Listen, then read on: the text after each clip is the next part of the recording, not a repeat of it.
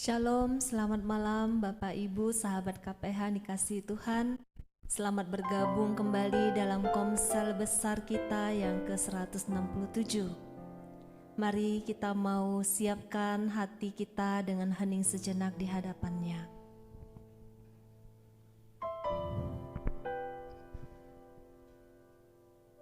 Dalam nama Bapa dan Putra dan Roh Kudus, amin. Selamat malam Bapa, Tuhan Yesus Allah Roh Kudus. Terima kasih Bapa karena Engkau sendiri yang sudah memanggil dan memilih kami anak-anak-Mu. Kami rindu malam ini untuk memuji dan menyembah-Mu. Kami rindu masuk hadirat-Mu yang kudus. Kami bersyukur karena Engkau sendiri yang memanggil kami. Engkau yang menyatukan kami sehingga kami boleh bersatu hati menjadi anak-anak-Mu, memuji dan menyembah Bapa kami yang kudus. Kami rindu memberikan yang terbaik malam ini, pujian yang sungguh-sungguh keluar dari hati kami. Kami mau fokus hanya kepadamu malam ini Bapa. Kami rindu membawa korban syukur kami sebagai pujian dan penyembahan yang harum di hadapan-Mu. Mari kita mau datang dengan penuh kerinduan untuk masuk ke hadirat-Nya. Seperti rusa yang haus, mari kita datang.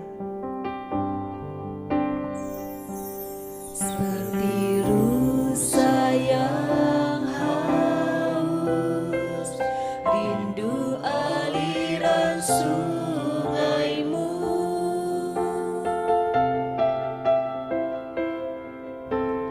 Hatiku tak tahan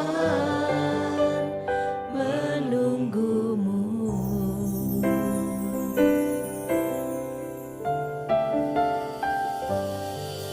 Bagai padang gersang menanti datangnya hujan.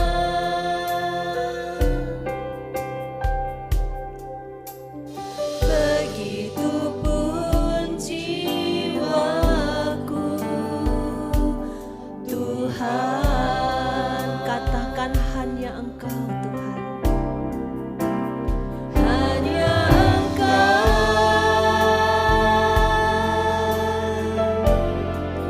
pribadi yang mengenal hatiku,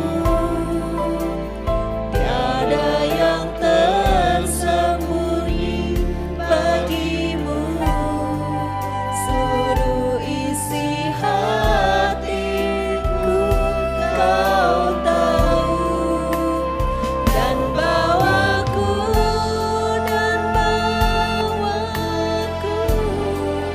untuk lebih dekat lagi padamu, hingga dalam indahnya dekapan kasih-Mu. Mari kita mau bawa hati kita yang rindu. Kita mau jadikan lagu ini sebagai doa kita. Kita mau sungguh-sungguh mengalami Dia, Allah yang hidup. Sekali lagi katakan,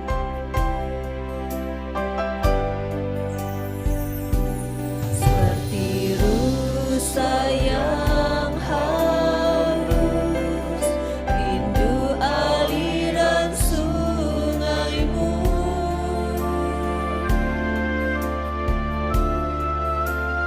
Hatiku tak tahan menunggu-Mu.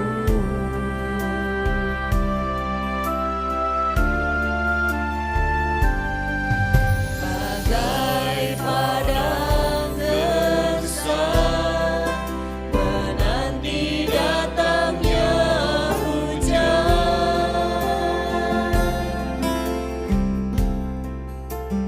Begitupun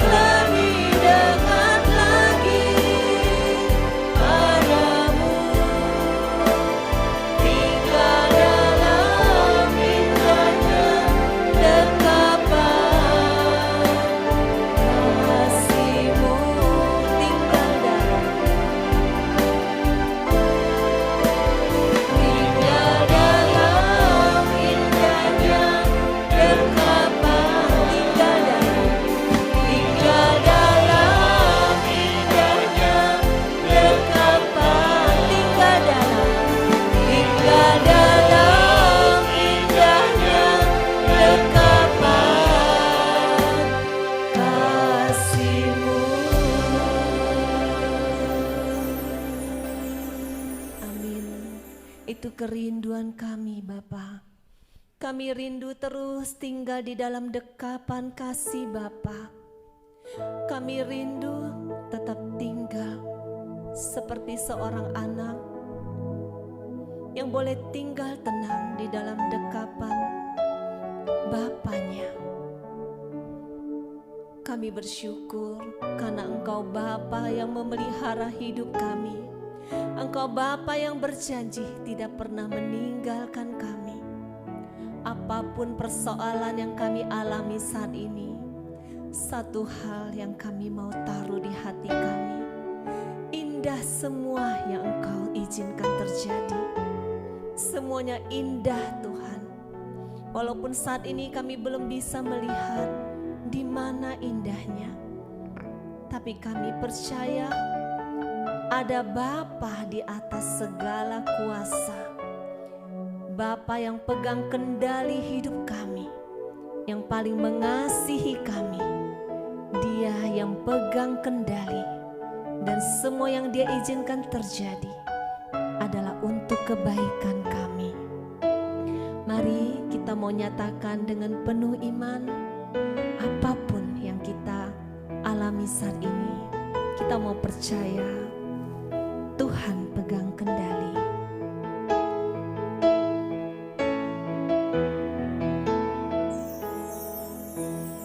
Apa yang kau alami kini mungkin tak dapat engkau mengerti.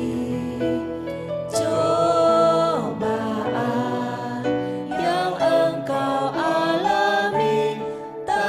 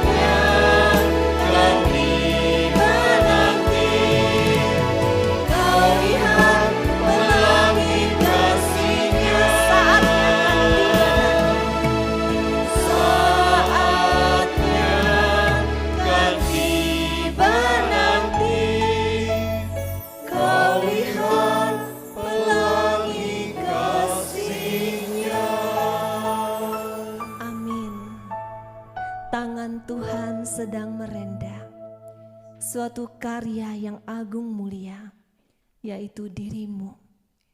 Apa yang Dia izinkan terjadi saat ini di dalam hidupmu, itu adalah proses Dia merendamu. Dia sedang menjadikan engkau karya agung yang mulia. Dia sedang membentukmu menjadi indah, indah dan semakin indah, sehingga dunia melihatmu, sehingga dunia melihat engkau, karya yang agung dari Yang Maha Kuasa. Terima kasih Bapa, terima kasih untuk semua proses yang sedang Engkau izinkan terjadi dalam hidup kami.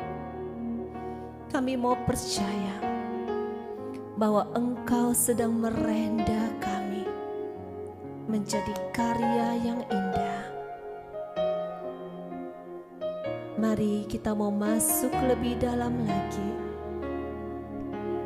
Kita mau memuji dan menyembahnya lebih lagi, Bapa yang tidak pernah mengecewakan kita. Sinar kemuliaan-Mu Bapa memenuhi sekelilingku. Ku rasakan hadirat-Mu, Kau tenggelamkan jiwaku. Ku ingin tetap tinggal bersama-Mu. Sinar kemuliaan-Mu Bapa, sinar kemuliaan-Mu Bapa memenuhi sekelilingku. Ku rasakan hadirat-Mu, Kau tenggelamkan jiwaku. Ku ingin tetap tinggal bersama-Mu. Katakan, ku ingin tetap di sini. Ku ingin tetap di sini, menikmati kain-Mu. Ku ingin tetap di sini dan memandang indah wajah-Mu. Ku ingin tetap di sini. Ku ingin tetap di sini, menikmati kain-Mu. Ku ingin tetap di sini dan memandang indah wajah-Mu. Bapa, tidak ada tempat yang lebih indah daripada diam di dalam bait-Mu yang kudus, diam di dalam hadirat-Mu yang kudus. Bawa kami Bapa, bawa kami Roh Kudus untuk masuk lebih dalam lagi. Bawa kami makin tinggi masuk ke dalam hadirat-Mu yang Maha Kudus. Kami rindu mengalami kasih-Mu lebih lagi Bapa. Kami rindu sinar kemuliaan-Mu memenuhi kami. Mari nyatakan sekali lagi. Sinar kemuliaan-Mu Bapa memenuhi sekelilingku. Ku rasakan hadirat-Mu, Kau tenggelamkan jiwaku. Ku ingin tetap tinggal bersama-Mu. Ku ingin tetap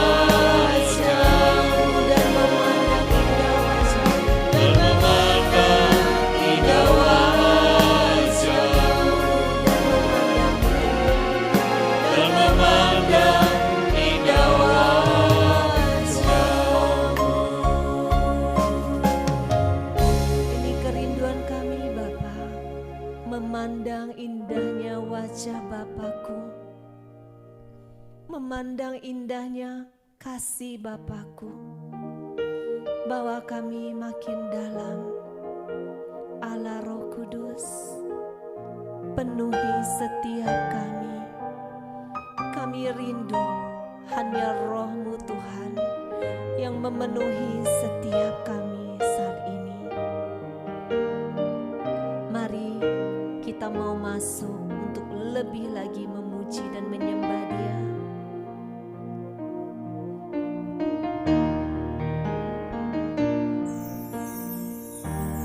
Allah Roh Kudus, penuhi kami Tuhan, penuhi kami. Ku rindu Kau selalu dalam hidupku. Allah Roh Kudus, Allah Roh Kudus, ubah hatiku,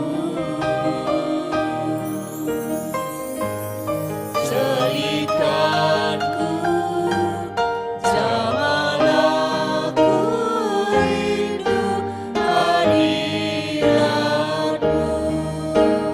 Ku sembah Kudus, Kudus, Kuduslah Tuhan, dan ku sanjung Kau mulia, mulia bagi-Mu Tuhan. Saat ini engkau yang rindu, Allah Roh Kudus memenuhi engkau. Angkat tanganmu saat ini. Dia Allah yang bertata di atas pujian dan penyembahan. Dia Allah yang hidup. Dia Allah yang besar, yang tidak terbatas oleh ruang dan waktu. Imani, ketika engkau memuji dan menyembah Dia, Roh-Nya bekerja. Engkau yang rindu, Dia mengubah hatimu. Ketika engkau tidak mampu untuk mengampuni, ketika engkau tidak mampu untuk mengasihi, minta Allah Roh Kudus. Dia sanggup mengubah hatimu. Sekali lagi, katakan, Allah Roh Kudus, penuhi anak-anak-Mu Tuhan, penuhi kami. Ku rindu Kau selalu dalam hidupku.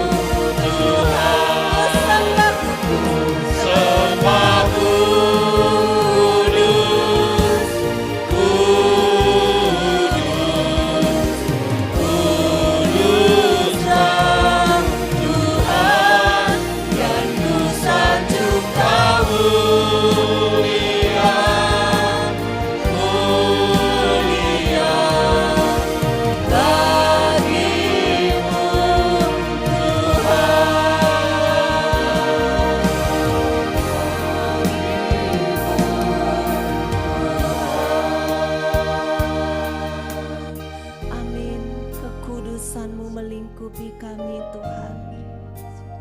Siapa kami sampai Engkau bawa masuk ke dalam hadirat-Mu yang kudus?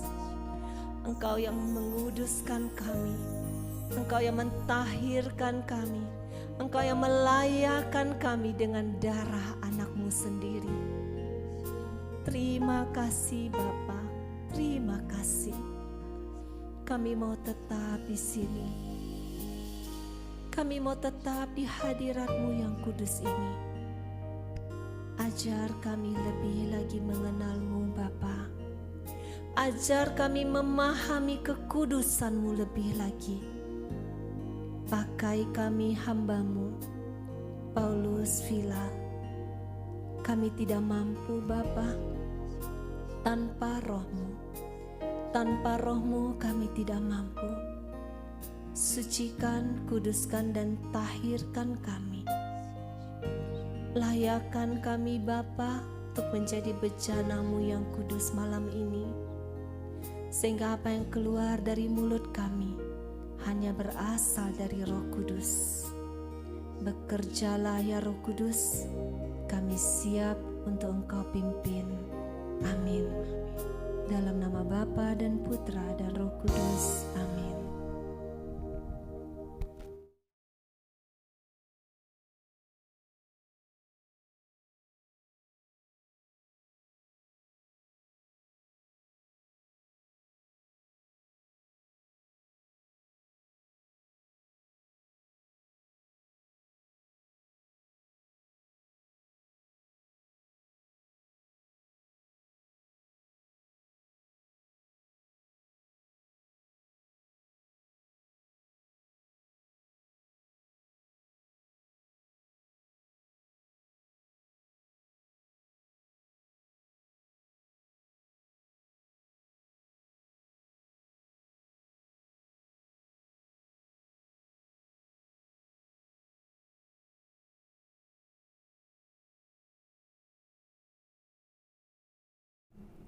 Tes 1, 2, 3.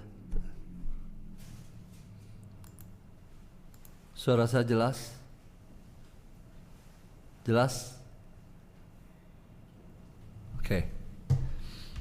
Selamat malam Bapak Ibu semuanya. Malam hari ini kita masuk ke dalam Komsel besar yang ke 167 ya.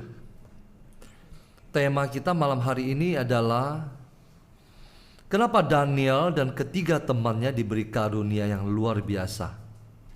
Nah, Bapak Ibu, mari kita siapkan kitab Daniel.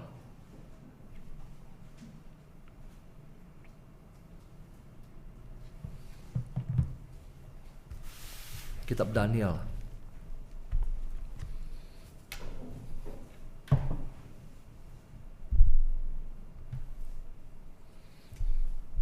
Oke. Sudah siap Bapak Ibu? Mari kita tundukkan kepala. Terima kasih Bapa, Putra, dan Roh Kudus. Malam hari ini, biarlah Roh Kudus-Mu menyingkapkan misteri kerajaan surga bagi kami. Karena di surga ada Allah yang bertahta, yang sanggup menyingkapkan segala sesuatu dan memberi maknanya kepada kami manusia yang lapar dan haus akan Engkau. Pakai hamba-Mu ini Tuhan, sembunyikan hamba-Mu ini di belakang salib-Mu.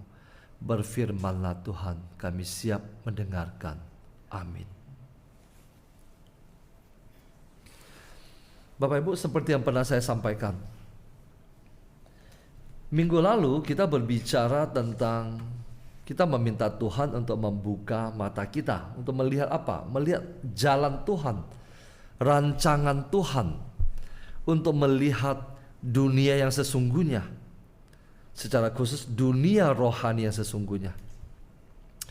Juga untuk melihat musuh yang sesungguhnya. Lalu yang pernah saya sampaikan, ketika Bapak Ibu mencapai satu tingkat kehidupan rohani, satu tingkat, di mana tingkat itu yang dikehendaki oleh Tuhan, maka di situ Tuhan akan singkapkan sesuatu. Seperti yang saya alami lewat mimpi. Nah, apa itu mimpi? Mimpi adalah penglihatan. Alkitab mengatakan, mimpi adalah sebuah penglihatan.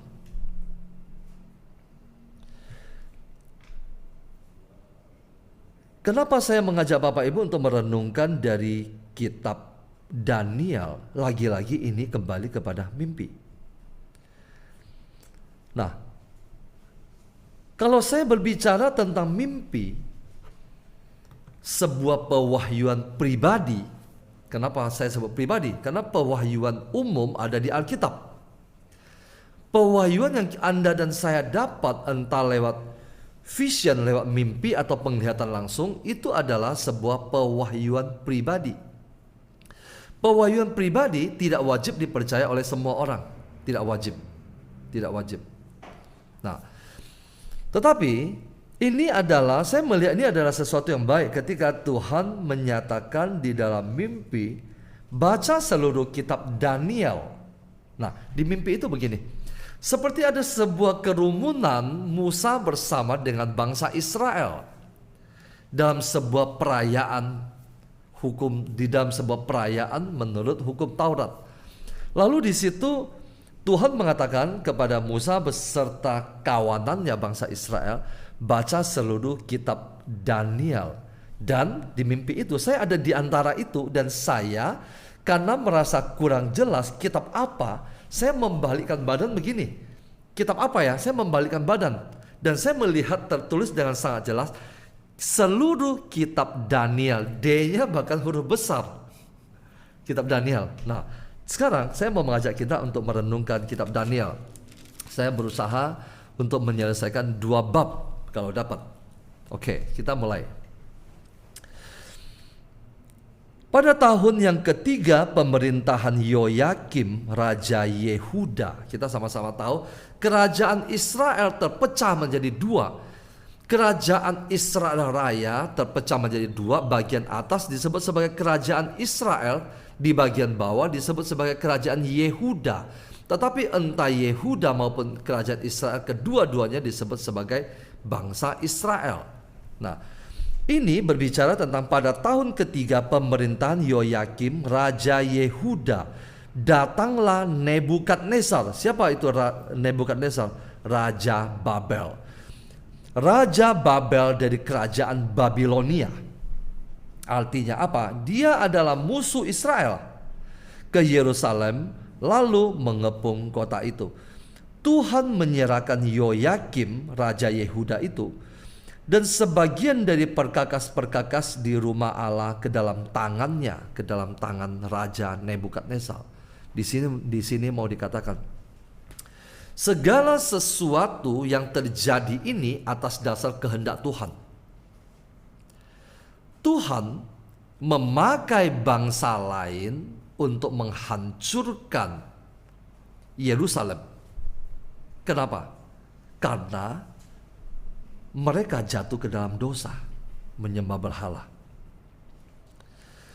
Tuhan menyerahkan Yoyakim, Raja Yehuda, dan sebagian dari perkakas-perkakas di rumah Allah, di bait Allah, ke dalam tangannya.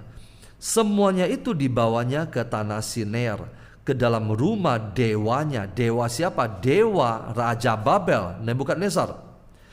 Perkakas-perkakas itu dibawanya ke dalam perbendaharaan dewanya. Saat itu semua bangsa memiliki Allah atau dewanya masing-masing. Israel memiliki Allah, yaitu Yahweh, Allah yang hidup. Bangsa lain juga memiliki berhala-berhalanya, yang mereka anggap itu sebagai Allah juga, padahal bukan. Itu hanya patung. Lalu raja bertitah kepada Aspenas, kepala istananya, untuk membawa beberapa orang Israel yang berasal dari keturunan raja dan dari kaum bangsawan, yakni orang-orang muda yang tidak ada sesuatu cela, yang berperawakan baik, yang memahami berbagai-bagai hikmat, berpengetahuan banyak, dan yang mempunyai pengertian tentang ilmu yakni orang-orang yang cakap untuk bekerja dalam istana raja, supaya mereka diajarkan tulisan dan bahasa orang Kasdim.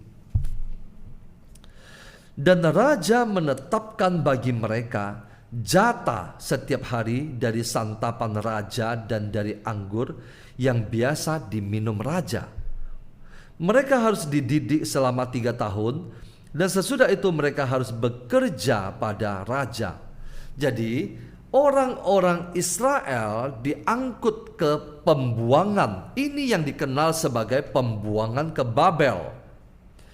Israel dihancurkan, kota Yerusalem dihancurkan, bangsa Israel diangkut ke pembuangan di kerajaan Babilonia, di Babel, yang kita kenal sebagai pembuangan ke Babel oleh Raja Nebukadnezar. Ayat ke-6, di antara mereka itu ada juga beberapa orang Yehuda, yakni Daniel, Hanania, Misael, dan Azaria. Ada 4 orang pemuda.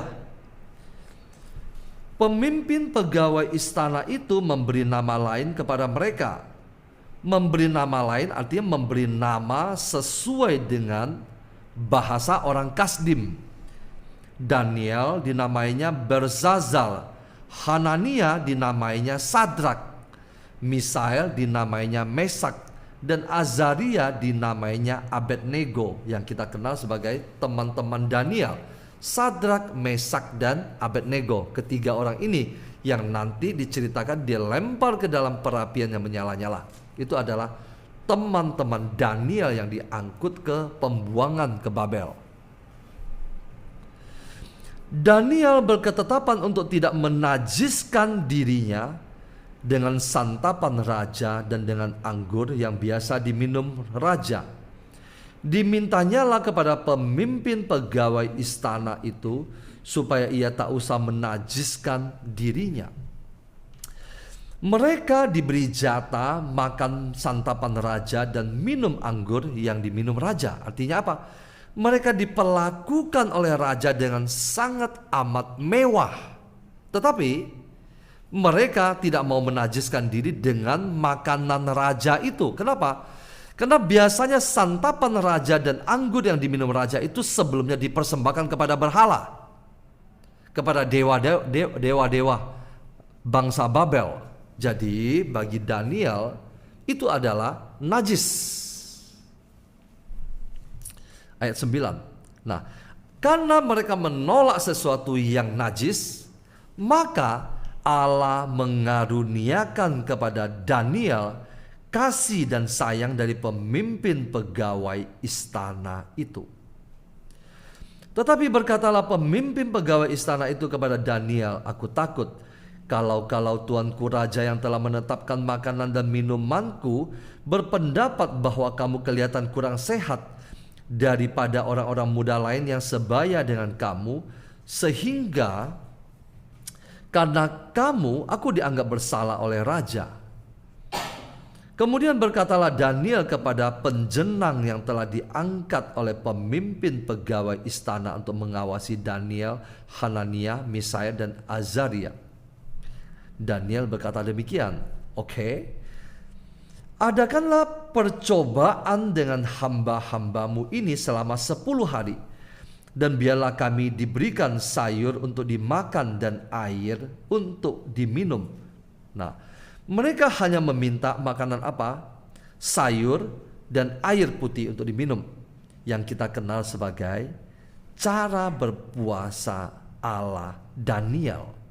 Orang-orang Kristiani, terutama orang-orang Kristen, sangat suka berpuasa dengan cara Daniel. Hanya makan sayur dan air putih, tidak menyantap daging. Ayat 13. Sesudah itu bandingkanlah perawakan kami dengan perawakan orang-orang muda yang makan dari santapan raja. Kemudian perlakukanlah hamba-hambamu ini sesuai dengan pendapatmu. Daniel mengatakan, daripada nanti tuanku dipersalahkan, sekarang coba tes 10 hari.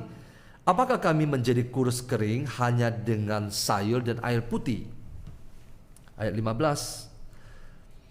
Setelah lewat 10 hari, ternyata perawakan mereka lebih baik dan mereka kelihatan lebih gemuk. Lebih gemuk di sini artinya lebih berisi. Bapak Ibu, Ibu-ibu, jangan menjadi segan untuk melakukan puasa ala Daniel karena membaca ada kata menjadi lebih gemuk. Itu tidak ada urusannya. Ibu-ibu udah mulai merasa mengurungkan niat. Artinya mereka menjadi lebih berisi, lebih berotot. Daripada semua orang muda yang telah makan dari santapan raja. Kemudian penjenang itu selalu mengambil makanan mereka dan anggur yang harus mereka minum, lalu memberikan sayur kepada mereka. Ayat 17, perhatikan.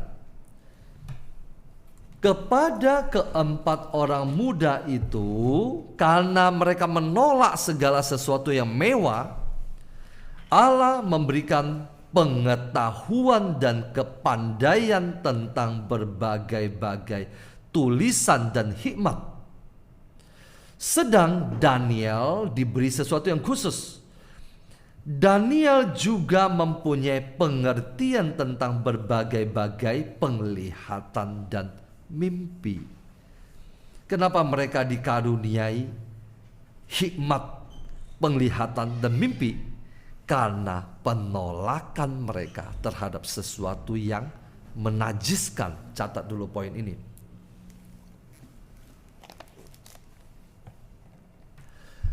Setelah lewat waktu yang ditetapkan raja bahwa mereka sekalian harus dibawa menghadap, maka dibawalah mereka oleh pemimpin pegawai istana itu ke hadapan Nebukadnezar. Raja bercakap-cakap dengan mereka, dan di antara mereka sekalian itu tidak didapati yang setara dengan Daniel dan kawan-kawannya. Maka bekerjalah mereka itu pada raja. Jadi yang diangkut ke pembuangan dan dilatih seperti ini bukan hanya mereka berempat, tetapi banyak sekali. Tetapi didapati yang seperti mereka berempat ini hanya mereka, tidak ada yang lain.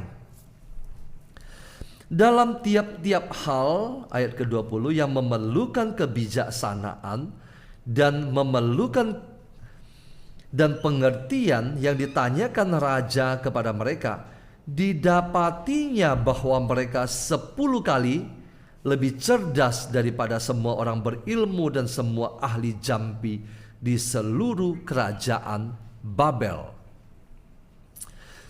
Ayat 21. Daniel ada di sana sampai tahun pertama pemerintahan Kores. Nah, ayat ke-21 ini mengatakan Daniel ada di sana sampai tahun pertama pemerintahan Kores. Pemerintahan Kores sudah berganti kerajaan, yaitu kerajaan Persia. Tadi adalah kerajaan Babilonia. Bab 2.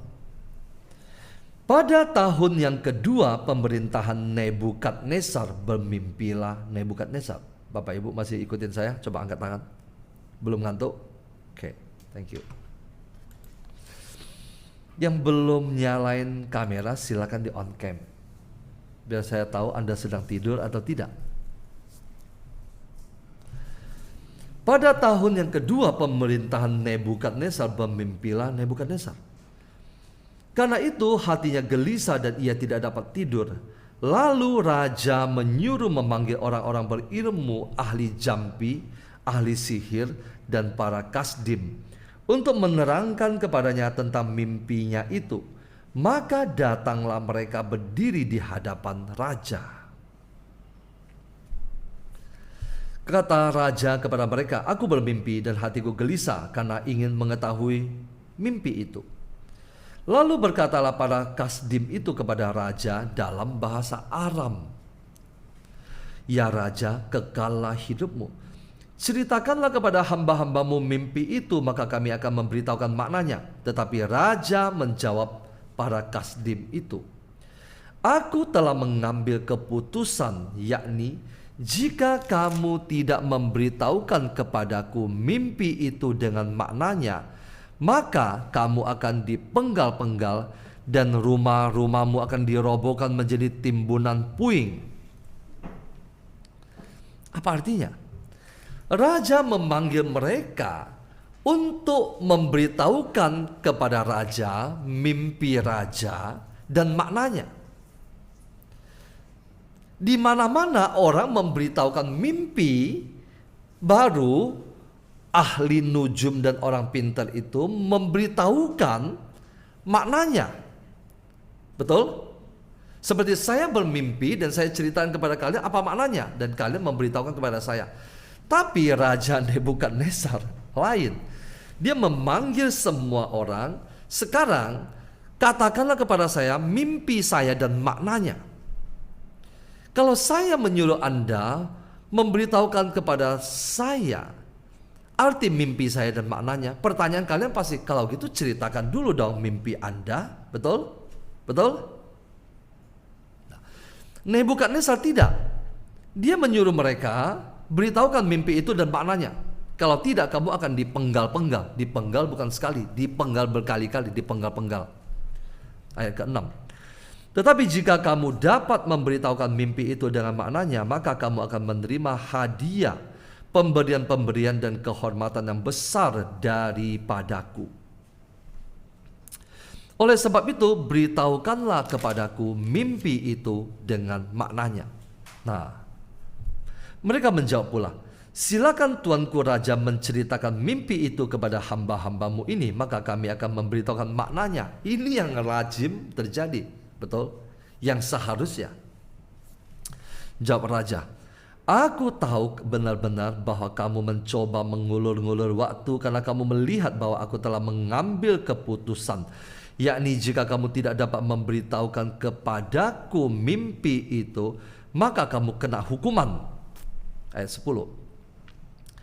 Para kasdim itu menjawab raja, tidak ada seorang pun di muka bumi.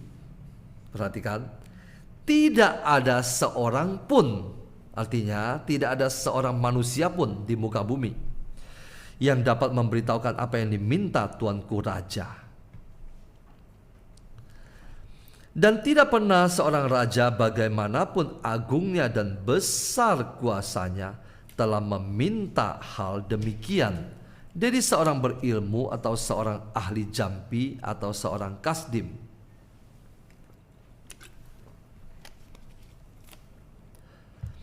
Apa yang diminta tuanku raja adalah terlalu berat, dan tidak ada seorang pun yang dapat memberitahukannya kepada tuanku raja selain dari dewa-dewa yang tidak berdiam di antara manusia. Benar, manusia tidak sanggup. Menurut mereka hanya dewa-dewa yang tidak berdiam di antara manusia sanggup. Maka raja menjadi sangat geram dan murka karena hal itu. Lalu diperintahkannya, dititahkannya lah untuk melenyapkan semua orang bijaksana di Babel.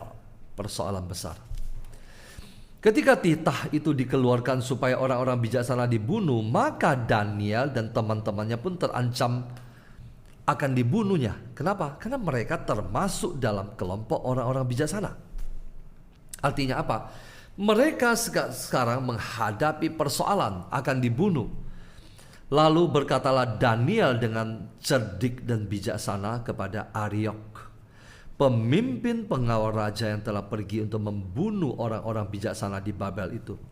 Katanya kepada Ariok, pembesar raja itu, mengapa titah yang begitu keras ini dikeluarkan oleh raja? Lalu Ariok memberitahukan hal itu kepada Daniel. Maka Daniel menghadap raja dan meminta kepadanya supaya ia diberi waktu. Daniel menghadap raja untuk apa? Meminta waktu untuk memberitahukan makna itu kepada raja. Lalu kita lihat apa yang Daniel lakukan pertama. Kemudian pulanglah Daniel dan memberitahukan hal itu kepada ketiga temannya. Ayat ke-18. Dengan maksud supaya mereka memohon kasih sayang kepada Allah semesta langit mengenai rahasia itu, supaya Daniel dan teman-temannya jangan dilenyapkan bersama-sama orang-orang bijaksana yang lain di Babel. Daniel meminta waktu kepada Raja Nebukadnezar. Sesudah itu dia pulang dan memberitahukan ketiga temannya. Untuk apa? Untuk berdoa. Mereka berdoa memohon kasih sayang kepada Allah semesta langit mengenai rahasia itu. Mimpi apa yang dimimpikan oleh Nebukadnezar dan apa maknanya?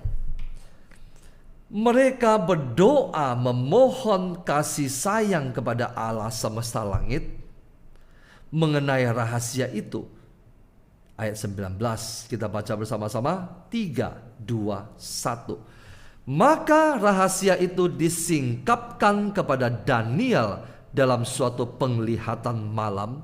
Lalu Daniel memuji Allah semesta langit. Ketika saya membaca ayat 19 ini, seluruh tubuh saya merinding. Daniel berdoa dan rahasia itu disingkapkan kepadanya dalam suatu penglihatan malam. Bapak Ibu, Anda menghadapi berbagai macam persoalan bahwa dalam doa Tuhan akan singkapkan. Lalu Daniel memuji Allah semesta langit. Berkatalah Daniel, terpujilah nama Allah dari selama-lamanya sampai selama-lamanya. Sebab daripada dialah hikmat dan kekuatan. Ini adalah pujian Daniel kepada Allah, Yahweh, Allah Israel. Ayat 21. Dia mengubah saat dan waktu. Dia memecat raja dan mengangkat raja.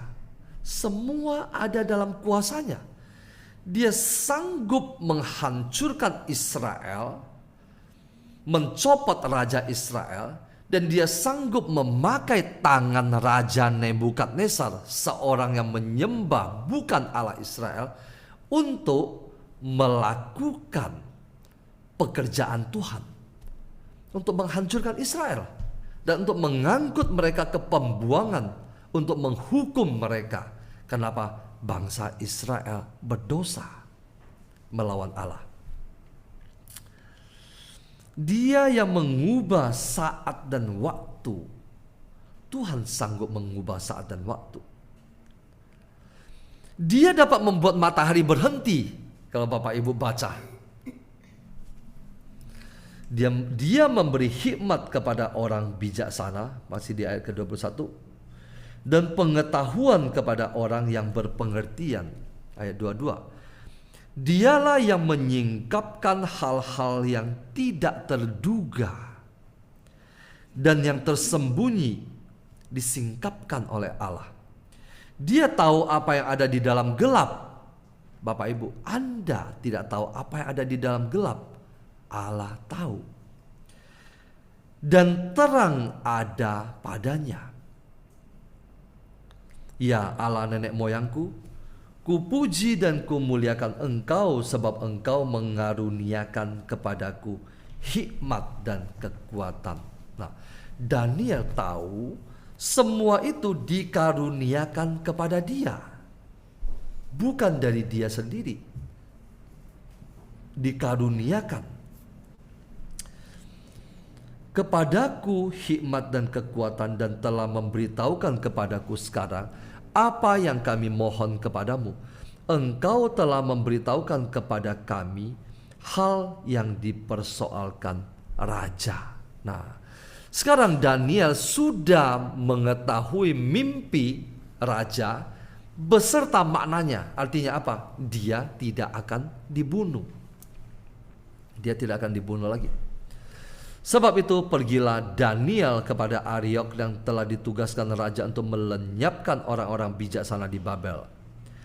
Maka pergilah ia serta berkata kepadanya demikian, orang-orang bijaksana di Babel itu jangan kau lenyapkan. Selain mereka berempat tidak dibunuh, Daniel ikut menyelamatkan orang bijaksana di Babel. Bawalah aku menghadap raja, maka aku akan memberitahukan kepada raja makna itu. Ariok segera membawa Daniel menghadap raja serta berkata kepada raja demikian, aku telah mendapat seorang dari antara orang-orang buangan dari Yehuda yang dapat memberitahukan makna itu kepada raja. Bapak Ibu masih mengikuti saya? Masih seru? Lebih seru dari drama Korea, betul? Oke. Ayat 26. Bertanyalah raja kepada Daniel yang bernama Belsazar, sanggupkah engkau memberitahukan kepadaku mimpi yang telah kulihat itu dengan maknanya juga? Daniel menjawab, katanya kepada raja, rahasia yang ditanyakan tuanku raja tidaklah dapat diberitahukan kepada raja oleh orang bijaksana, ahli jampi, orang berilmu, atau ahli nujum. Artinya, tidak ada manusia yang dapat mengetahui hal itu. Ayat 28, kita baca bersama-sama, 3, 2, 1. Tetapi di surga ada Allah yang menyingkapkan rahasia-rahasia. Ia telah memberitahukan kepada tuanku Raja Nebukadnezar apa yang akan terjadi pada hari-hari yang akan datang. Mimpi dan penglihatan yang tuanku lihat di tempat tidur ialah ini. Nah, tadi saya katakan, mimpi adalah penglihatan, adalah sebuah vision. Kalau Bapak Ibu merasa saya belum pernah mendapat vision penglihatan, Bapak Ibu pasti mendapat mimpi. Coba bertanya kepada Tuhan, apa arti mimpi itu? Kenapa? Mimpi adalah vision. Secara khusus ketika Anda sudah mulai masuk ke dalam yang tadi saya katakan, tingkat level yang Tuhan inginkan, Anda akan diberi mimpi.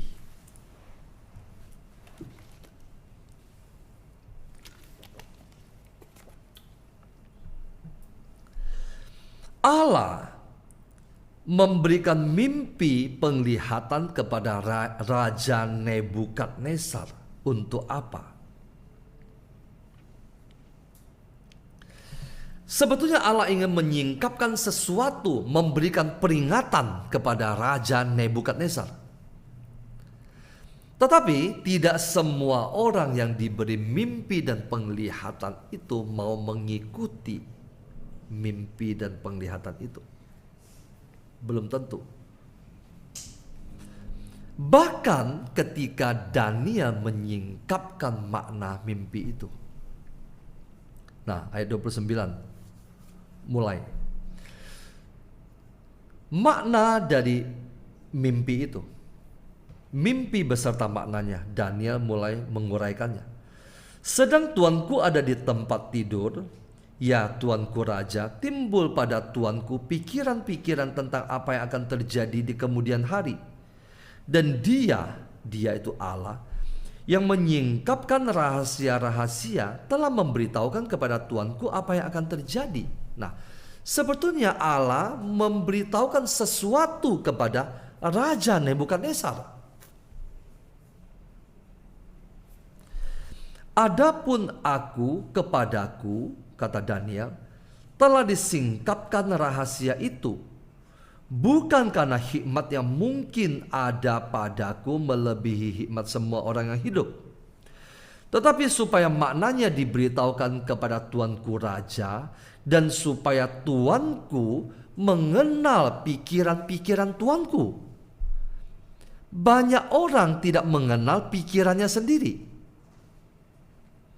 Lewat mimpi itu, Tuhan menyingkapkan sesuatu kepada raja, sehingga apa yang menggelisahkan dia selama ini menjadi tersingkap. Bapak Ibu, kalau Anda gelisah dalam banyak hal, Tuhan memberitahukan kepada Anda lewat mimpi untuk memberitahukan kepada Anda satu makna, supaya apa? Supaya menjawab kegelisahan Anda itu. Ayat 31. Ya raja, tuanku melihat suatu penglihatan.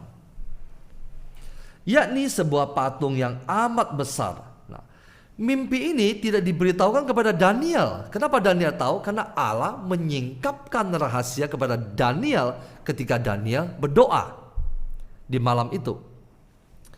Daniel melihat sangat jelas mimpi Nebukadnezar. Tuanku melihat suatu penglihatan, yakni sebuah patung yang amat besar. Patung ini tinggi berkilau-kilauan luar biasa, tegak di hadapan tuanku dan tampak mendahsyatkan. Adapun patung itu kepalanya dari emas tua, dada dan lengannya dari perak. Jadi semakin ke bawah semakin kurang bernilai. Emas ada di atas. Perut dan pinggangnya dari tembaga, sedang pahanya dari besi, dengan kakinya sebagian dari besi, sebagian dari tanah liat. Dari atas semakin menurun nilainya. Sementara tuanku melihatnya, terungkit lepas sebuah batu tanpa perbuatan tangan manusia. Artinya batu ini terlepas bukan karena perbuatan manusia. Kalau bukan perbuatan manusia berarti perbuatan siapa? Bapak Ibu, perbuatan Allah. Lalu menimpa patung itu tepat pada kakinya yang dari besi dan dari tanah liat itu sehingga remuk. Maka dengan sekaligus diremukkannya juga besi, tanah liat, tembaga, perak, dan emas itu. Menjadi seperti sekam di tempat pengidikan pada musim panas, lalu angin menghembuskannya. Sehingga tidak ada bekas-bekasnya yang ditemukan, tetapi batu yang menimpa patung itu menjadi gunung besar yang memenuhi seluruh bumi. Itulah mimpi tuanku, dan sekarang maknanya akan kami katakan kepada tuanku Raja. Ya Tuanku Raja, Raja segala raja, yang kepadanya oleh Allah semesta langit telah diberikan kerajaan, kekuasaan, kekuatan, dan kemuliaan. Dan yang ke dalam tangannya telah diserahkannya anak-anak manusia dimanapun mereka berada, binatang-binatang di padang dan burung-burung di udara. Dan yang dibuatnya menjadi kuasa atas semuanya itu. Tuankulah kepala dari emas itu. Raja Nebukadnezar sesungguhnya dipilih Allah untuk menjadi raja, untuk berkuasa. Tetapi sesudah tuanku akan muncul suatu kerajaan lain yang kurang besar dari kerajaan tuanku, kemudian suatu kerajaan lagi. Jadi ada muncul beberapa kerajaan. Ketiga dari tembaga yang akan berkuasa atas seluruh bumi. Sesudah itu akan ada suatu kerajaan yang keempat, yang keras seperti besi, tepat seperti besi, yang meremukkan dan menghancurkan segala sesuatu. Ayat 41. Dan seperti tuanku lihat kaki dan jari-jari sebagian dari tanah liat tukang periuk dan sebagian lagi dari besi. Itu berarti bahwa kerajaan itu terbagi. Memang kerajaan itu juga keras seperti besi. Sesuai dengan yang tuanku lihat, besi itu bercampur dengan tanah liat. Tetapi sebagaimana jari-jari kaki itu sebagian dari besi dan sebagian lagi dari tanah liat, demikianlah kerajaan itu akan menjadi keras sebagian dan rapuh sebagian, karena besi bercampur dengan tanah liat. Seperti tuanku lihat besi bercampur dengan tanah liat, itu berarti mereka akan bercampur oleh perkawinan, tetapi tidak akan merupakan satu kesatuan, seperti besi tidak dapat bercampur dengan tanah liat. Tetapi pada zaman raja-raja, Allah semesta langit akan mendirikan suatu kerajaan yang tidak akan binasa sampai selama-lamanya. Daniel memberitahukan ini kepada Nebukadnezar. Dan kekuasaan tidak akan beralih lagi kepada bangsa lain. Kerajaan itu akan meremukkan segala kerajaan dan menghabisinya. Tetapi kerajaan itu sendiri akan tetap untuk selama-lamanya. Artinya apa? Di antara semua kerajaan itu ada kerajaan yang tidak dapat binasa, yaitu kerajaan surga. Tepat seperti yang Tuanku lihat bahwa tanpa perbuatan tangan manusia, sebuah batu terungkit lepas dari gunung dan meremukkan besi, tembaga, tanah liat, perak, dan emas itu. Allah yang maha besar telah memberitahukan kepada Tuanku Raja apa yang akan terjadi di kemudian hari. Mimpi itu adalah benar dan maknanya dapat dipercayai. Kita baca bersama-sama ayat 46, 3, 2, 1. Lalu sujudlah Raja Nebukadnezar serta menyembah Daniel, juga dititahkannya mempersembahkan korban dan bau-bauan kepadanya. Bapak Ibu, kita lihat. Karena tidak ada manusia yang dapat menyingkapkan mimpi seseorang beserta maknanya. Dan sekarang Daniel dapat melakukannya. Daniel dianggap bukan manusia. Dia seperti salah satu dewa. Sehingga raja menyembah Daniel.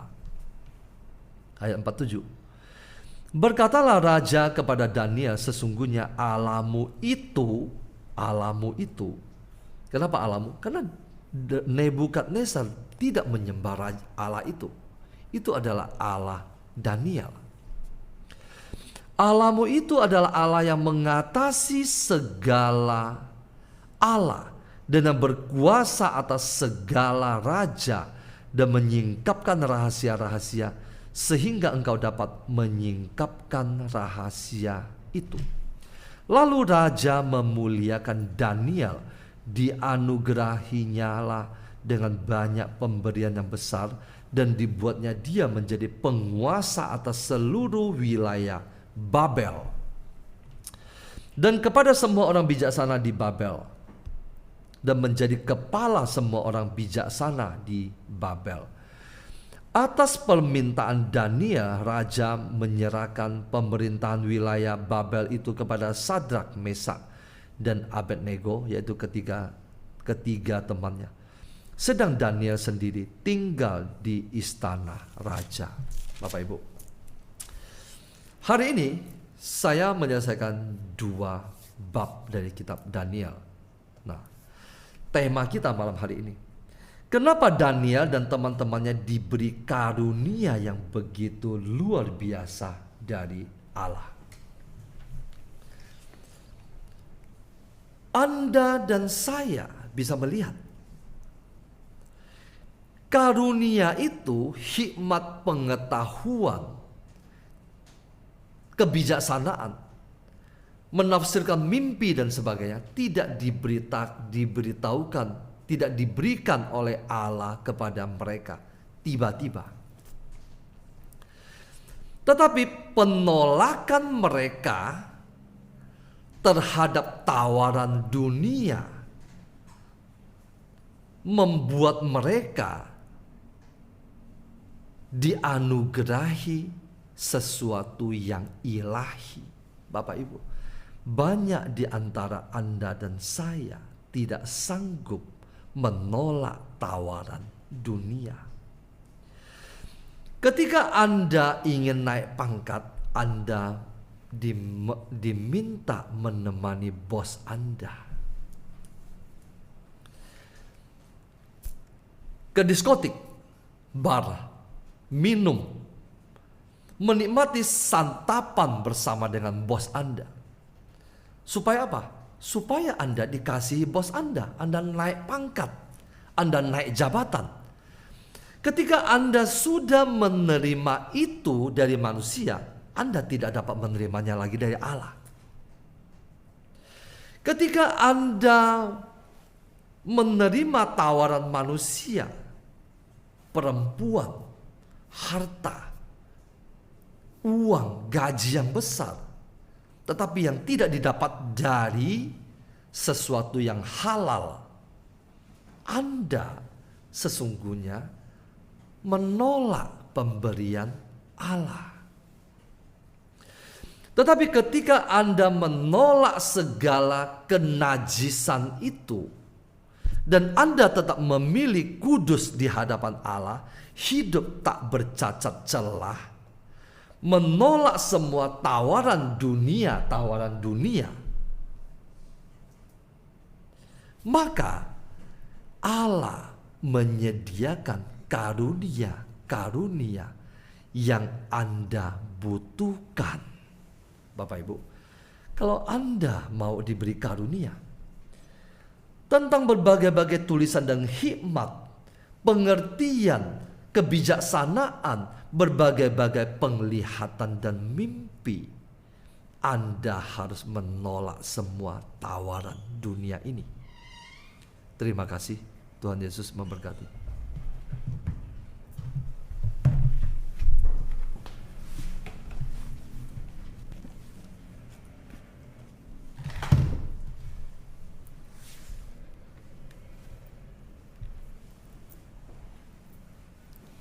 Saya lanjutkan, suara saya jelas Bapak Ibu? Oke. Ketaatan Daniel dan kawan-kawannya. Kenapa Daniel dan kawan-kawannya diberi karunia luar biasa? Yang pertama yang mau saya bahas, ketaatan Daniel dan kawan-kawannya itu kepada hukum Tuhan. Daniel berketetapan untuk tidak menajiskan dirinya dengan santapan raja dan dengan anggur yang biasa diminum raja. Dimintanyalah kepada pemimpin pegawai istana itu supaya ia tidak usah menajiskan dirinya. Tadi sudah dijelaskan Pak Paulus mengapa menajiskan, karena makanan dan anggur yang disediakan untuk raja mungkin sudah dipersembahkan kepada berhala. Karena Raja Babel ini bukan orang yang takut kepada Tuhan, tetapi masih seorang penyembah berhala. Di Kisah Rasul 15 ayat 29 dikatakan, kamu harus menjauhkan diri dari makanan yang dipersembahkan kepada berhala, dari darah, dari daging binatang yang mati dicekik, dan dari percabulan. Ini juga peringatan untuk kita yang mungkin belum tahu. Kita tidak boleh makan makanan yang sudah dipersembahkan kepada berhala. Apa itu? Contoh, buah-buahan yang sudah disembayangin, ayam atau apapun yang sudah dibuat untuk sembahyang-sembahyang tradisi di dalam keluarga. Yang belum percaya, yang masih kepada kepercayaan yang lama, itu tidak boleh kita makan. Kita tidak boleh memakan makanan yang sudah disembayangin, karena sudah dipersembahkan dan sudah diritualkan. Memakan makanan itu berarti melanggar hukum Tuhan.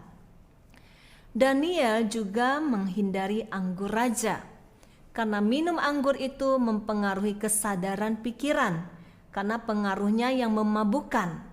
Seseorang yang mabuk tidak bisa terhubung dengan roh Allah.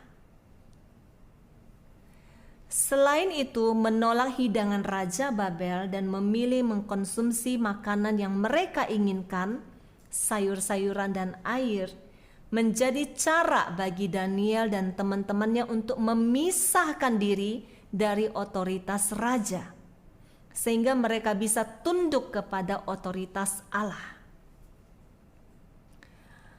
Apakah ada di sini yang seperti Daniel, menolak makanan dan minuman raja karena ketaatan kepada Allah?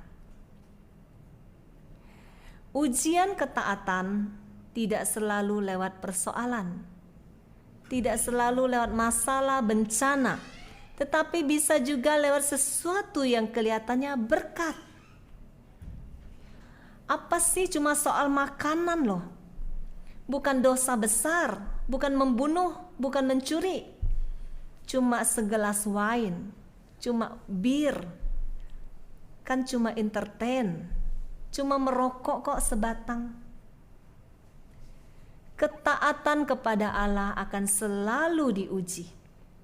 Entah itu saat Anda di gunung yang tinggi maupun di lembah kekelaman. Hati yang taat bukan hanya diperlukan saat Anda berada di lembah kelam. Justru lebih sulit di saat Anda ada di zona nyaman. Daniel saat ini sedang ada di zona nyaman, di istana raja, disodorkan makanan raja. Tetapi Daniel lulus.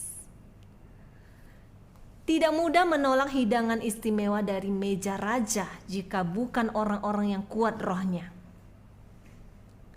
Menolak sarapan pagi, kopi, dan pisang goreng aja di saat puasa, itu sudah butuh energi roh yang kuat. Apalagi hidangan raja, anggur yang menggiurkan, bisa kita bayangkan betapa kuat dan teguhnya Daniel dan teman-temannya untuk tidak tergoda. Disitulah Tuhan menilai kematian daging kita sampai di mana. Di situ jugalah Allah melihat roh kita sudah dewasa apa masih anak-anak.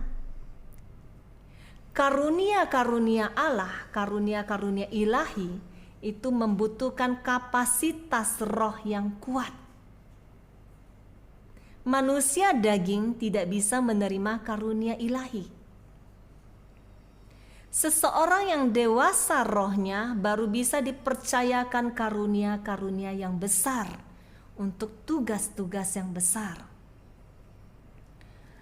Daniel menjaga kekudusan bait suci Allah, yaitu dirinya. Karunia ilahi dan urapan membutuhkan bait Allah yang kudus. Daniel tahu Roh Kudus membutuhkan bait yang kudus untuk bekerja. Jika Anda ingin dipakai Tuhan seperti Daniel, jaga kekudusan bait Allah, yaitu tubuhmu. Daniel berpuasa hanya makan sayuran untuk membuktikan bahwa kekuatannya itu bukan kekuatan manusia, bukan kekuatan daging, tetapi kekuatan roh. Ini bukan kekuatan manusia daging, tetapi manusia roh. Kuasa Roh Kudus yang bekerja di dalam diri Daniel dan teman-temannya itu luar biasa. Ada karunia-karunia ilahi yang mereka peroleh saat mereka membayar harga, mematikan kedagingan. Karunia roh itu turun saat dagingmu mati. Dengan Daniel menolak makanan dan anggur raja, Daniel mau mengungkapkan kekuatan roh itu di atas kekuatan daging. Makanan dan minuman dari raja pasti enak, pasti yang bergizi, hidangannya istimewa. Itu semua makanan yang berguna untuk daging yang kuat, supaya fisiknya kuat. Tapi Daniel memilih mematikan kedagingan ini dengan memilih makanan sayur-sayuran. Itu mematikan daging itu seperti puasa, makanya ada puasa Daniel. Puasa itu mematikan daging dan menghidupkan roh. Semakin dagingmu mati, maka rohmu akan semakin kuat. Semakin dagingmu kamu beri makan, semakin rohmu lemah.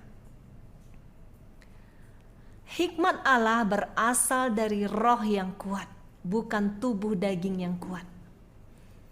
Semakin rohmu kuat, semakin bertambah sehat tubuhmu dan bertambah hikmatmu. Kisah lain di bab 2 Daniel tadi sudah juga dibacakan ketika Raja Nebukadnezar bermimpi. Dan tidak ada yang bisa mengungkapkan dan mengartikan mimpinya. Dan Raja murka, semua orang bijak akan dibunuh. Di sini Daniel terancam. Di sini bukan lagi ujian soal makanan, tetapi hidupnya terancam. Daniel 2 ayat 16. Maka Daniel menghadap raja dan meminta kepadanya supaya diberi waktu untuk memberitahukan makna mimpi itu kepada raja. Kemudian pulanglah Daniel dan memberitahukan hal itu kepada Hananya, Misael dan Azaria, teman-temannya, dengan maksud supaya mereka memohon kasih sayang kepada Allah semesta langit mengenai rahasia itu. Tadi kita sudah baca Daniel dikatakan mempunyai perawakan bagus, berhikmat. Tetapi ternyata tidak semua rahasia-rahasia itu sudah terbuka di kepalanya. Dia butuh waktu. Dia lari mencari Allah.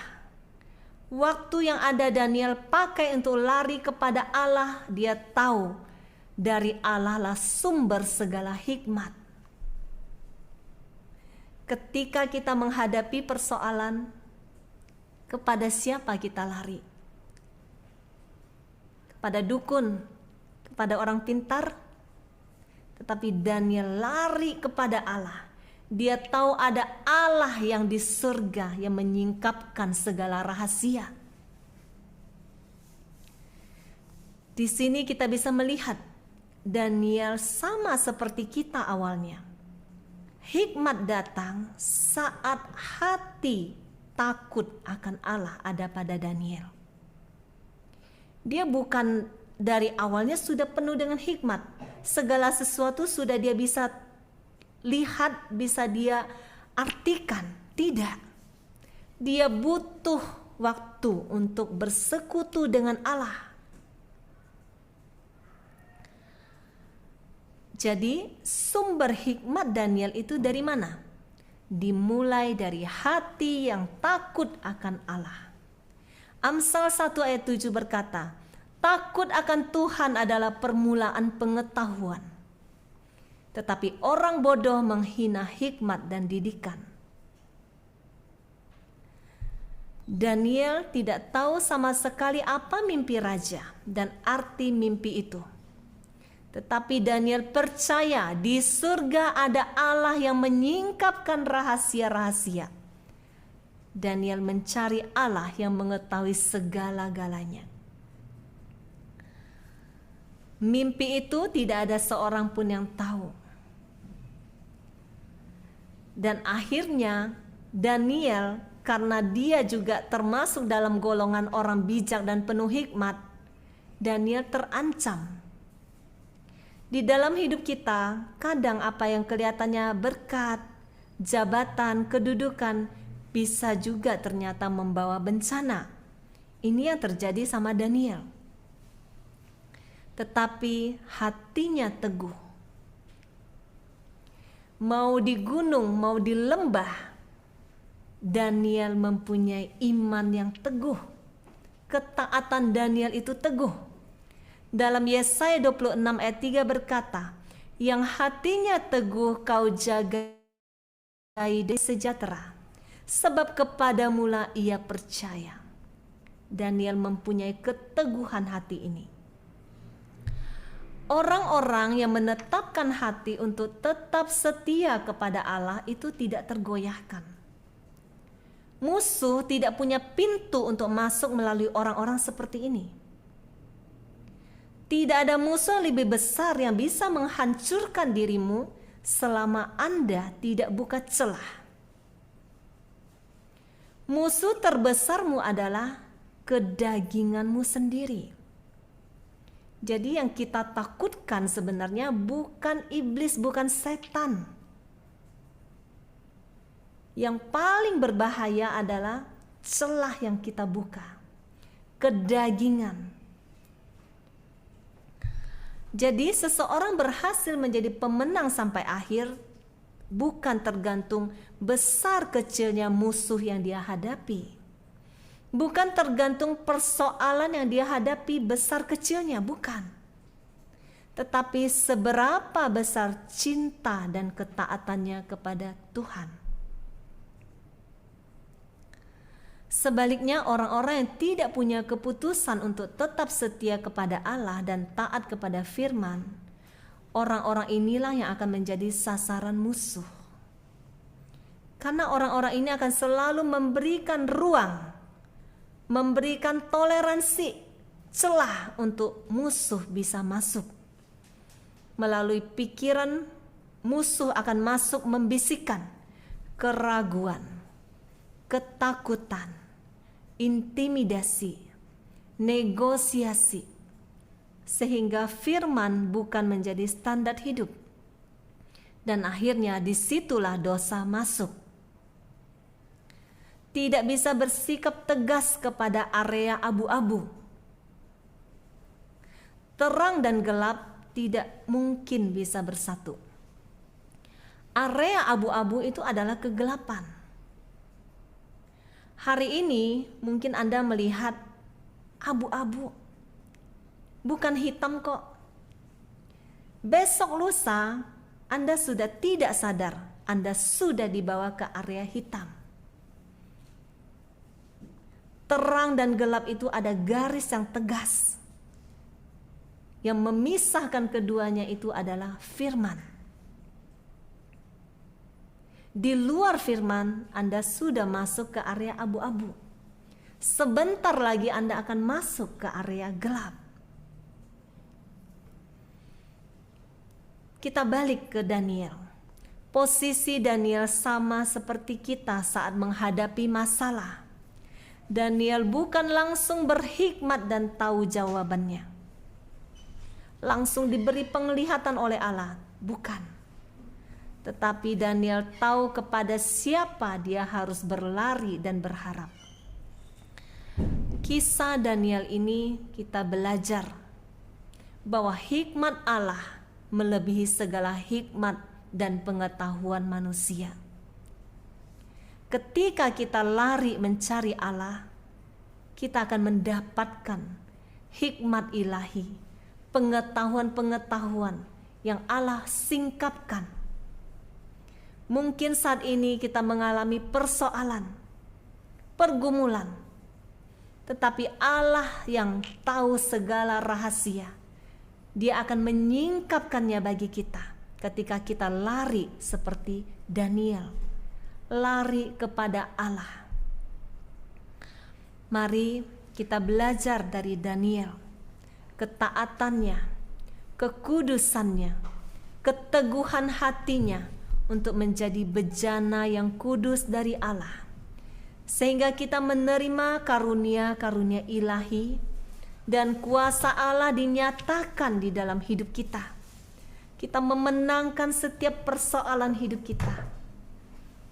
Mata kita dibukakan sehingga kita mendapat mimpi dan penglihatan apa yang sedang terjadi di dalam kehidupan kita. Amin. Tuhan Yesus memberkati. Kita tetap di dalam hadirat Tuhan, kita mau masuk menyembah Tuhan. Laura, siapkan lagu nomor 4.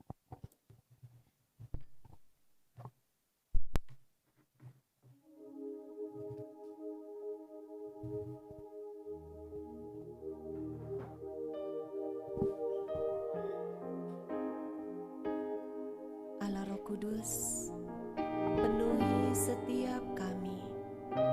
Allah sumber segala hikmat dan pengetahuan, penuhi setiap kami.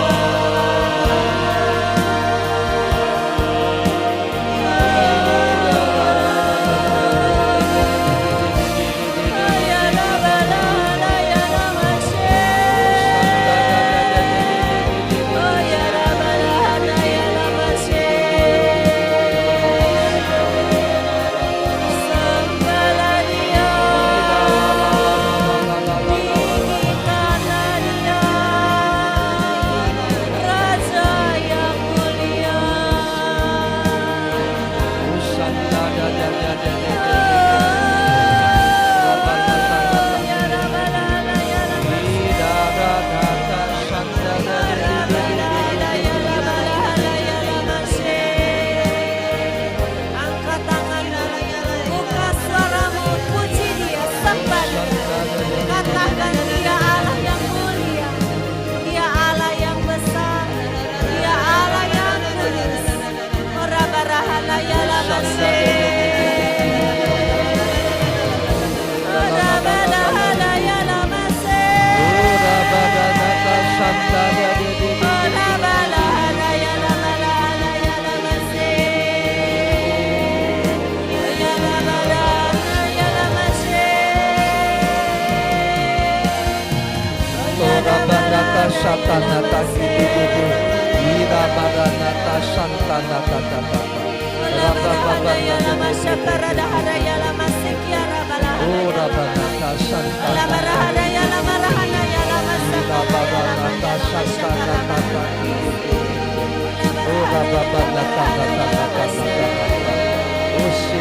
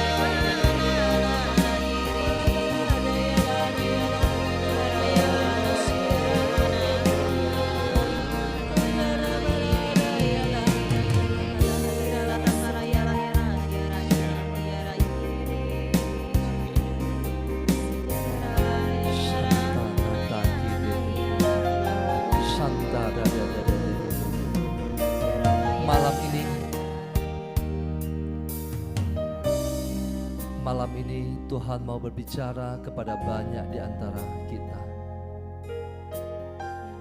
Sanggupkah Anda menolak tawaran dunia? Ketika di hadapan Anda diperhadapkan posisi, jabatan, pangkat, uang, harta yang melimpah, rumah yang besar, tetapi Anda harus kompromi. Anda harus menerima permintaan dari dunia. Anda harus mengorbankan kekudusan dirimu. Anda harus menajiskan dirimu dengan santapan raja, dengan anggur raja, dengan harta yang tidak halal.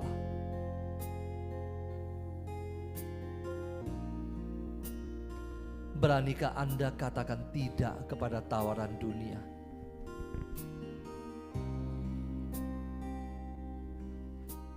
Firman Tuhan mengajari Anda dan saya pada malam hari ini. Ketika Daniel dan ketiga temannya menolak tawaran dunia, menolak tawaran mewah dari raja, maka dia mendapat kasih sayang dari Allah.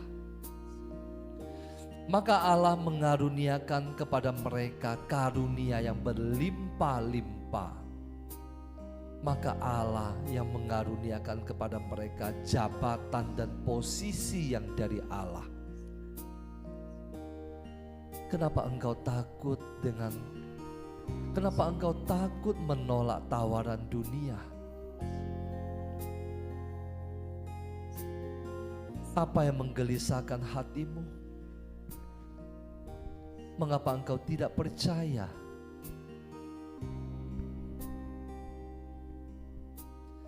Setiap penolakan Anda terhadap tawaran dunia memberikan nilai yang sangat berarti di hadapan Allah. Allah telah menyiapkan karunia berkat yang berlimpah-limpah bagi Anda. Katakan tidak kepada dunia. Katakan tidak kepada setiap tawaran dari dunia ini.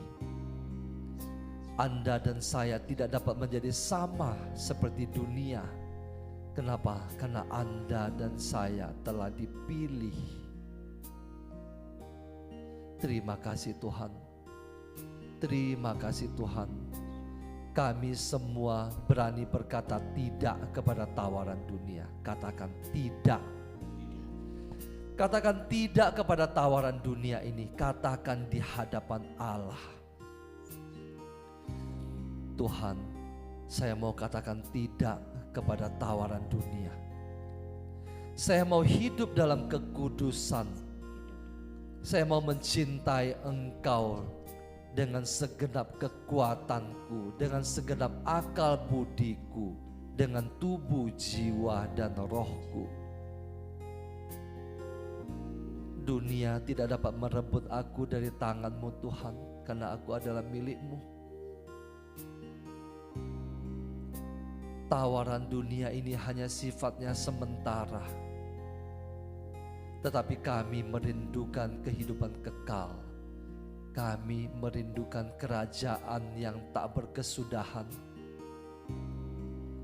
Terima kasih Tuhan, Engkau pandang setiap anak-anak-Mu ini Tuhan, yang sedang berjuang Tuhan,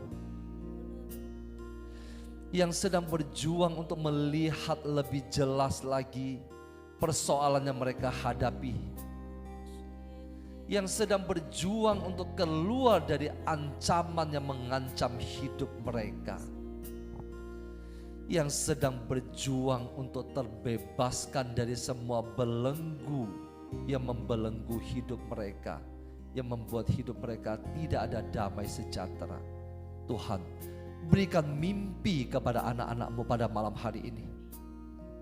Berikan penglihatan, vision kepada mereka, agar mereka tahu apa yang sedang mereka hadapi, agar mereka dapat melihat dengan jelas musuh-musuh mereka, agar mereka dapat melihat dengan jelas jalan-jalan-Mu Tuhan, rancangan-rancangan-Mu Tuhan.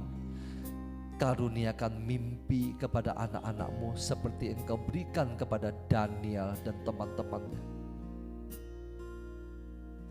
Buka mata mereka Tuhan. Terima kasih Tuhan, terima kasih Tuhan, terima kasih Tuhan. Terima kasih Tuhan, kami boleh merenungkan kitab Daniel yang akan menuntun kami, membawa kami keluar dari segala persoalan hidup kami, lewat vision, lewat mimpi dan penglihatan. Terima kasih Tuhan. Saat ini Tuhan, pandang setiap anak-anak-Mu yang hadir, yang sedang mengangkat tangan mereka. Engkau berkati satu persatu. Engkau berikan kekuatan. Engkau singkapkan misteri kerajaan surga. Engkau berikan pengertian kepada mereka untuk mengerti pikiran-pikiran mereka.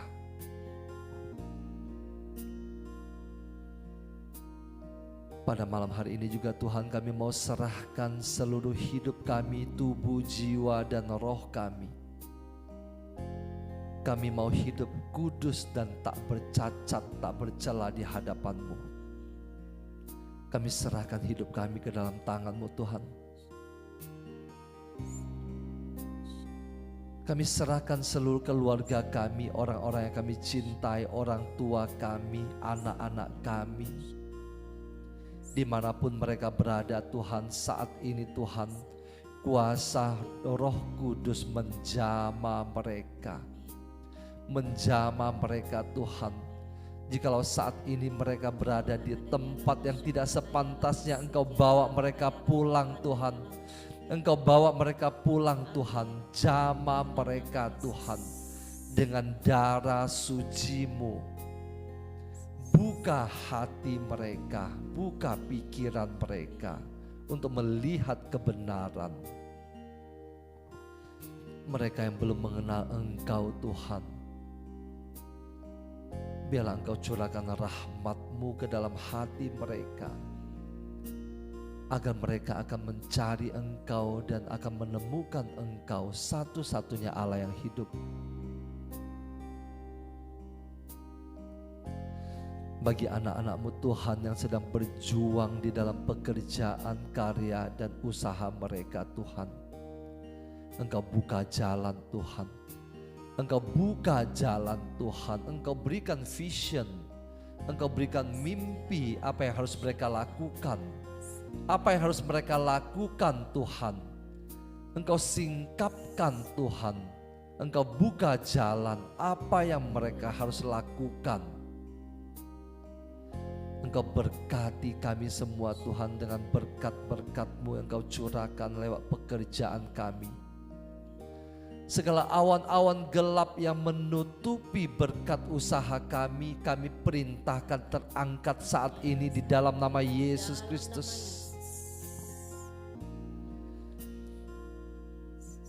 Berkat-berkat kami yang tersembunyi karena kuasa kegelapan, saat ini kami perintahkan terangkat di dalam nama Yesus Kristus. Awan-awan gelap terangkat dalam nama Yesus. Biarlah kami boleh terima berkat-berkat daripada-Mu Tuhan. Kami terima berkat-berkat daripada-Mu Tuhan. Kami terima berkat-berkat-Mu yang halal daripada-Mu Tuhan, di dalam nama Yesus Kristus.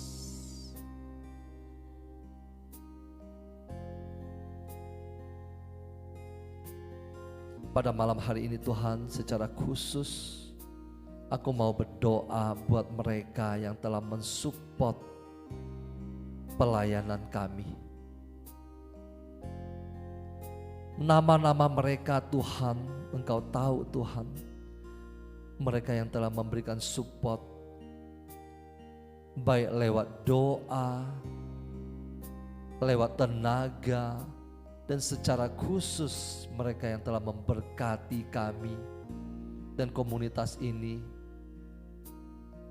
lewat uang mereka, harta mereka Tuhan. Engkau berkati Tuhan nama-nama ini Tuhan, satu persatu Tuhan. Engkau berkati mereka yang telah memberkati kami Tuhan. Engkau berkati mereka dengan berkat yang ilahi, berkat yang tidak akan hilang. Engkau berikan ke tangan mereka benih-benih yang untuk ditabur Tuhan. Dan mereka akan menuai berlipat-lipat ganda. Engkau berkati mereka Tuhan yang telah memberkati kami. Engkau memberkati mereka yang memberkati pelayanan kami. Engkau memberkati mereka yang telah memberkati komunitas ini. Berkati mereka Tuhan, berkati tangan-tangan mereka Tuhan, berkati keluarga mereka, berkati anak-anak mereka, berkati pekerjaan mereka di dalam nama Yesus Kristus. Setiap nama-nama Tuhan Engkau tahu Tuhan, tidak ada satu pun yang Engkau lewatkan.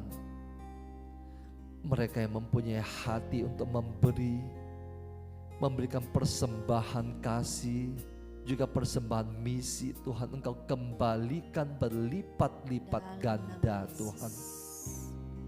Engkau kembalikan berlipat-lipat ganda. Terima kasih Tuhan. Terima kasih untuk malam ini. Engkau berkati seluruh anggota komunitas ini. Engkau berkati setiap pelayan-pelayan-Mu di dalam komunitas ini. Engkau berikan mereka hati Tuhan untuk melayani di dalam komunitas ini. Lewat pelayanan mereka akan menemukan Engkau Allah yang hidup. Terima kasih Tuhan. Berkati kami satu persatu pada malam hari ini. Kiranya berkat dari Allah Bapa kita, kasih karunia dari Tuhan kita Yesus Kristus, dan persekutuan dengan Allah Roh Kudus memberkati Anda dan saya juga menyingkapkan misteri kerajaan surga bagi Anda dan saya lewat mimpi dan penglihatan. Di dalam nama Yesus Kristus. Amin. Dalam nama Bapa dan Putra dan Roh Kudus. Amin. Terima kasih Bapak Ibu semuanya. Mari kita foto bersama.